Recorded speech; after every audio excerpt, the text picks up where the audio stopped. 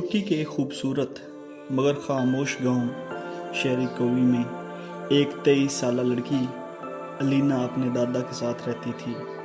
اس کی ماں کو 10 سال پہلے قتل کر دیا گیا تھا اور قاتل کا کوئی سراغ نہ مل سکا۔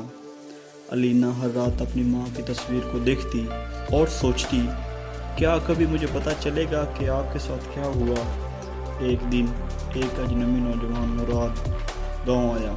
وہ تعلیم کے بہانے آیا تھا، لیکن آہستہ آہستہ وہ الینا کے بہت قریب آ گیا۔ الینا اس کے اخلاق، اس کے انداز اور درد کو محسوس کرتی تھی۔ وہ مراد سے محبت کرنے لگی، یا کم از کم وہ یہی سمجھتی تھی۔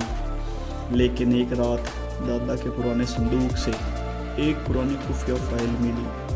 فائل میں مراد کے والد کی تصویر تھی، وہی شخص جو الینا کے ماں کا آخری بار دیکھا گیا تھا۔ الینا کی دنیا رک گئی۔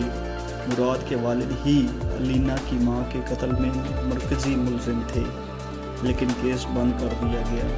مراد جو بغیر الینا سے سچی محبت کرنے لگا تھا، اس نے سچ اگل دیا۔ میرے والد نے غلطی کی تھی اور میں اس سچائی کو چھپانا نہیں چاہتا، مگر تم سے محبت ہو گئی ہے۔ الینا دو راہوں پر کھڑی تھی، انتقام یا معافی۔ وہ عدالت گئی، نئی فائل اور ثبوت کے ساتھ۔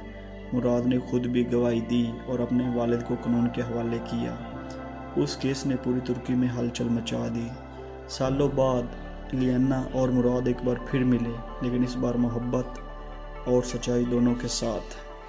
کبھی کبھی دشمنی کے سائے میں بھی وہ روشنی چھپی ہوتی ہے جو محبت کا راستہ دکھائی دیتی ہے۔ اگر آپ کو کہانی اچھی لگی ہو تو ہمیں فالو ضرور کریں اور کمنٹ کر کے بتائیں کہ اگلی کہانی آپ کو کس طرح کی چاہیے۔ اللہ حافظ۔